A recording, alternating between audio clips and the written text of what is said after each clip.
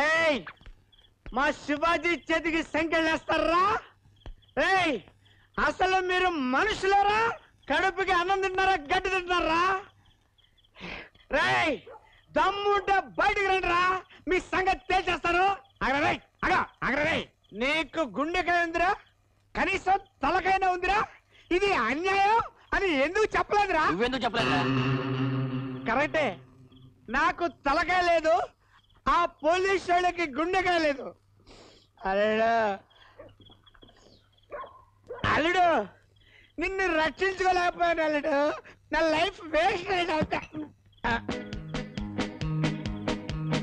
అమ్మా భూదేవి తల్లి, నువ్వైనా ఈ అన్యాయం నుంచి మా శివాజీని కాపాడమ్మా. తల్లి నా మాట విన్నావా? నీ బాట తెలుసుకున్నావా తల్లి? తల్లి తాగుబోతు వెదవల్ని స్త్రీలు ద్వేషిస్తారు గాని నువ్వేంటమ్మా తల ఒళ్ళో పెట్టుకుని హై అని లాలిస్తున్నావు? నీ మీద ప్రేమ. ప్రేమ? నా మీద? నువ్వు ప్రేమ దేవతవా లేక ఈ గ్రామ దేవతవా? నీ అనురాగ దేవతని. అబ్బా శివరంజని రాగంలా ఉంది నువ్వు ఆ మాట చెప్తుంటే. నీ సుకుమారమైన పెదాలతో నా విశాలమైన చెవుల దగ్గర నీ అందమైన పేరు ముద్దు ముద్దుగా గౌ గౌగా చెప్పు.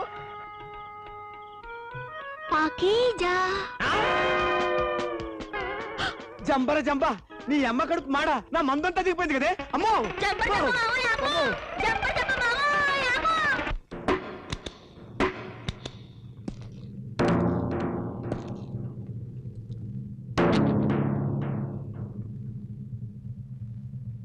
ఈ శివాజీ మా ఊళ్ళో పని పాట లేకుండా బలాదురుగా తిరిగా మనిషి అండి. ఊళ్ళో అందరితో తగదా పెట్టుకుంటాడండి. ఆఖరికి మొన్న డిఓ గారిని కూడా కొట్టాడండి. ఇప్పటికి 20 పైగా ఉద్యోగాలు చేసి మానేశాడండి.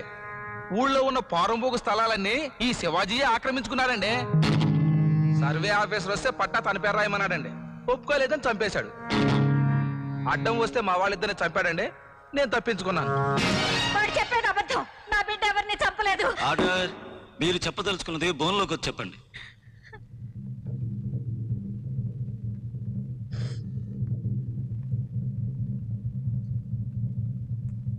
నేను వంట చేసుకుంటూ ఉండగా ఆఫీసర్ని 3 మనుషులు తరుముకుంటూ వచ్చారు. అడ్డుపడింది నన్ను కొట్టారు. ఆ తర్వాత బయటికి పారిపోతూ ఎదురొచ్చిన మా అబ్బాయి మీద పడ్డారు.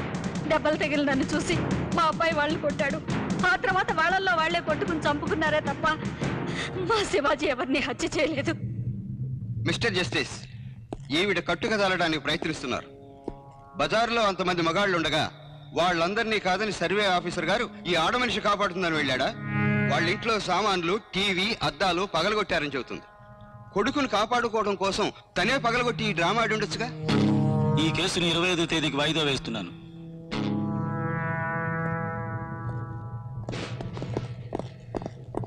ఊరి జనం అతను నిర్దోషం చెప్పకపోతే అతనికి ఉరిశిక్ష తప్పదు.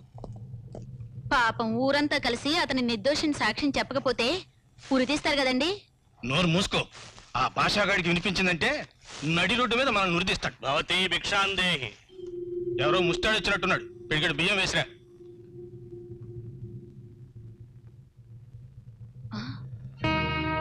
ఇదేమిటి నారాయణరావు గారు?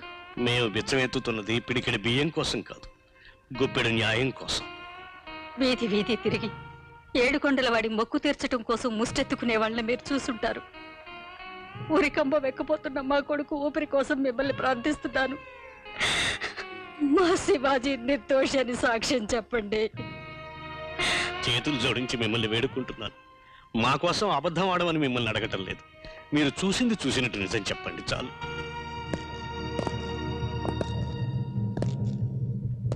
రామచంద్రుడు, రామచంద్రుడు, రామచంద్రుడు.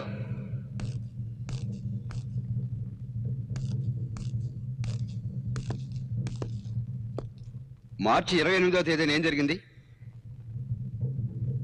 మీకు పుణ్యం ఉంటది. నా బిడ్డనేం చేయకండి. నా భర్త మీకు ఎదురు సాక్ష్యం చెప్పాడు.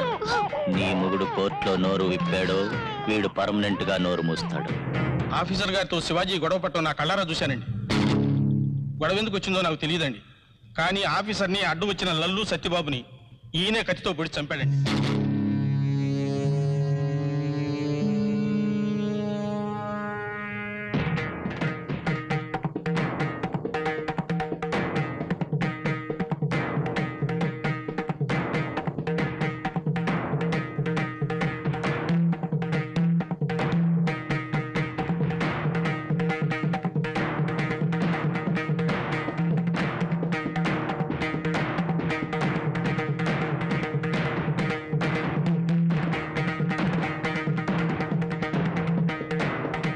మిస్టర్ జస్టిస్, సాక్ష్యాధారాలన్నీ శివాజీ హంతకుడు నిరూపిస్తున్నాయి.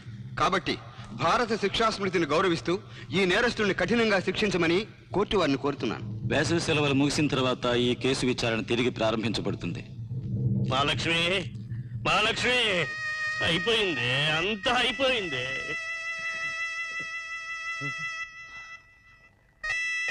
ఏమిటయ్యా, ఏమిటి చూస్తున్నారు? వెళ్ళండి, ఒడి లోపలికి వెళ్ళండి అయ్యా. ఏమండి, ఏమండి, ఏమండి, కోర్టులో ఏం చెప్పారండి? పిరికి వెతవరు బిచ్చమెత్తినా ఒక్కడి మనసు కరగలేదు. ఆ రౌడీ గాడికి భయపడి అమాయకుడికి అన్యాయం చేశారు. అసలు ఊళ్ళో దెబ్బలాటికి పోవద్దురా అంటే మనవాడు విన్నాడా? ఏం చేస్తామండి, ఈ ఊళ్ళో ఎంతమంది బిడ్డల్ని కన్నా అమ్మలున్నారు. ఏ తల్లికి నా బిడ్డ మీద దయ రాలేదు. ఎవరి బిడ్డల్ని వాళ్ళు కాపాడుకున్నారు మహాలక్ష్మి. మన బిడ్డనే మనం కాపాడుకోలేకపోయాం.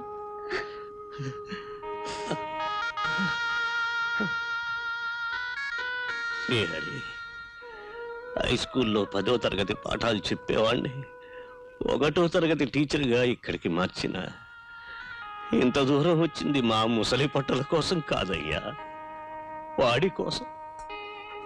వాడే లేకపోతే మేమింక ఎవరి కోసం బ్రతకాలి? నారాయణరావు, పొద్దస్తమానం శివాజీని తిడుతున్నావు అనుకున్నానే కానీ నీ కొడుకు మీద గుండెల్లో ఎంత మమకారాన్ని దాచుకున్నావయ్యా. నీకేం భయం లేదు, శివాజీ నిండు 100 ఏళ్ళు బతుకుతాడు. సో మీరు చెప్పిన దాన్ని బట్టి భాష అనే రౌడీ ఊరి జనాన్ని భయపెట్టి కోర్టులో అబద్ధపు సాక్ష్యం చెప్పించాడన్నమాట. అవునండి. రౌడీలు కోర్టులో గెలిస్తే లాయర్లు రోడ్డు మీద తలంచుకు నడవాలి. మనం శివాజీని కాపాడలేమా లాయర్ గారు? తీర్పు వచ్చేంత వరకు శివాజీ హంతకుడు కాదండి. కాకపోతే ఈ లోపు జనాన్ని పట్టుకోవాలి. జడ్జిమెంట్ జనం చేతుల్లోనే ఉంది. అంటే నేను ఒక ఐడియా చెప్తాను, కుదిరితే శివాజీ ఊరి తప్పించొచ్చు. వెంకటేశ్వర గారు, వెంకటేశ్వర గారు. ఎవరు? ఏమిటి? సాయంత్రం 7 గంటలకి బళ్ళో మీటింగ్ ఉంది, సీక్రెట్. ఎందుకు? నారాయణరావు గారు వాళ్ళ అబ్బాయి గురించి ఏదో చెప్పుకుంటారంట. ఓహో, వస్తా. స్వప్న, స్వప్న, సాయంత్రం 7 గంటలకు బళ్ళోకి రా, సీక్రెట్. దేశ తీసుకొడతాను, నన్ను బళ్ళోకి రమ్మంటావా? అందుకు కాదు తల్లి, నువ్వు నాకు తల్లి, పిల్లి, చెల్లి, వదిన అన్నీ నువ్వు. మరి నన్ను ఎందుకు రమ్మన్నావు? నారాయణరావు గారు వాళ్ళ అబ్బాయి గురించి ఏదో చెప్పుకుంటారంట. సరే, మా ఆయన కూడా తీసుకొస్తాను. అలాగే. ఏమండి, ఏమండి, ఎవరండి లోపల? రాంబాయమ్మని. ఏం బాయమ్మ? రాంబాయమ్మ. చూడండి రంబాయమ్మ గారు, సాయంత్రం 7 గంటలకు బడి దగ్గరికి రావాలి. బడి దగ్గర అయితే బాగోదండి, అందరికి తెలిసిపోతుంది. అబ్బే, చాలా సీక్రెట్ గా జరిగిపోతుందండి. మీరు సీక్రెట్ అంటే నాకు అభ్యంతరం లేదు, కానీ మా ఇంట్లో అయితే బాగుంటుందండి. జంబర్ జంబా, మీ ఇంట్లోనా? ఏం మీటింగ్ అనుకుంటున్నారు? మన నారాయణరావు గారు అబ్బాయి శివాజీకి ఉరిశిష్ట పడింది కదా, అది తప్పాలంటే వచ్చే ఎలక్షన్ లో నిలబెట్టాలంట. నిలబెట్టండి, నా ఓటు కూడా వేస్తా. కానీ మన ఇద్దరు మీటింగు మా ఇంట్లో పడదాం. అది కాదు రంబాయమ్మ గారు.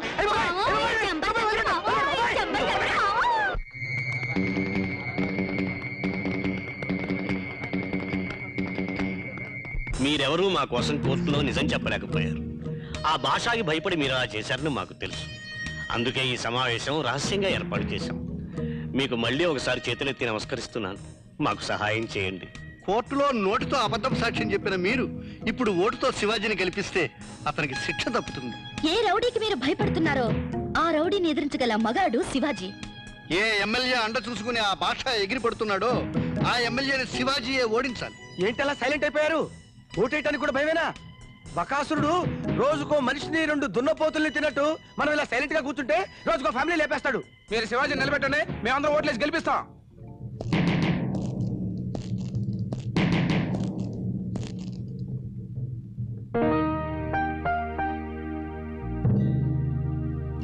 ఉదయించే సూర్యుడి కోసం ఆశపడచ్చు కానీ అస్తమించే సూర్యుడి కోసం ఆరాటపడకూడదు నాన్న.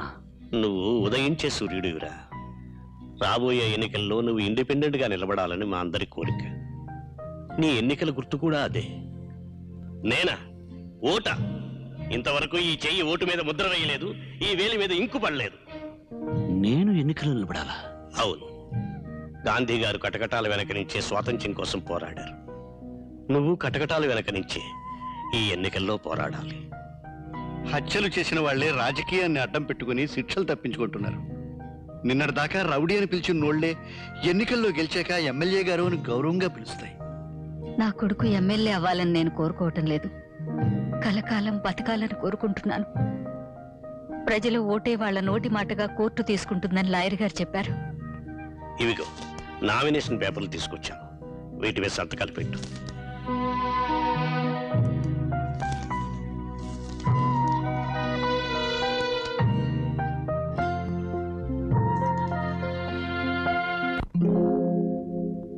ఒరేయ్, వాళ్ళురా నిజమైన తల్లిదండ్రులంటే ఈ దెబ్బతో జనార్దన్ రాయుడు ఓడిపోయినట్టే. ఇంకో పోస్ట్ ఎట్లా పిన్ని, మీ ఇంట్లో ఎన్ని ఓట్లు? 3. నేను, మా ఆయన, మా అక్క. ఓటుతో పాటు ఈ చీటీ కూడా పెట్లో వేయాలి. జాగ్రత్త, ఈ విషయం ఎవరికి తెలియకూడదు. శివాజీ నిర్దోషం నిరూపించాలంటే అతనికే మీ ఓటు, శివాజీకే మీ ఓటు. మహాజనులారా, అసెంబ్లీకి ఎమ్మెల్యేలను పంపించాలి గాని రౌడీలు పంపకూడదు. నిన్నటి దాకా రౌడీలా ప్రవర్తించి ఈ రోజు జైల్లో ఉన్న శివాజీని గెలిపిస్తే అతన్ని అసెంబ్లీ రౌడీ అని పిలుస్తారు. మన గుర్తు ఇదే. ఓటుతో పాటు ఈ చీటీ కూడా పెట్లో వేయాలి, మర్చిపోకండి. తల్లిదండ్రుల ఓట్లు శివాజీకి, అన్నదమ్ముల ఓట్లు శివాజీకి, అక్క చెల్లెళ్ళ ఓట్లు శివాజీకి. ఇన్నాళ్ళు మనకెదురుగా పోస్టర్ పడలేదు, కానీ ఇప్పుడు పడిపోయింది. ఈసారి గెలిస్తే నేను మంత్రిని అవుతాను. అప్పుడు సారా కాంట్రాక్టులు, రోడ్డు కాంట్రాక్టులు అన్నీ నీవే. ఇక నాకు వదిలేయండి, మీకు ఎదురొచ్చిన వాళ్ళ కాళ్ళు చేతులు విరగొట్టేస్తాను. ఏరా ముసలోడా, ఎన్నికల్లో నీ కొడుకు చేత నామినేషన్ వేయిస్తావా? ఈ చేత్తోనే కదా నామినేషన్ పేపర్లు ఇచ్చావు?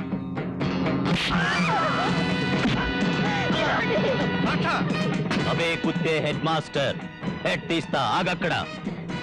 ఎవడైనా వీడి కొడుకు తరపున ప్రచారం చేశారో అపచారం చేసిన వాళ్ళవుతారు. మొగుడికి పెళ్ళా మిగులుండదు, పెళ్ళానికి మొగుడు మిగులుండడు.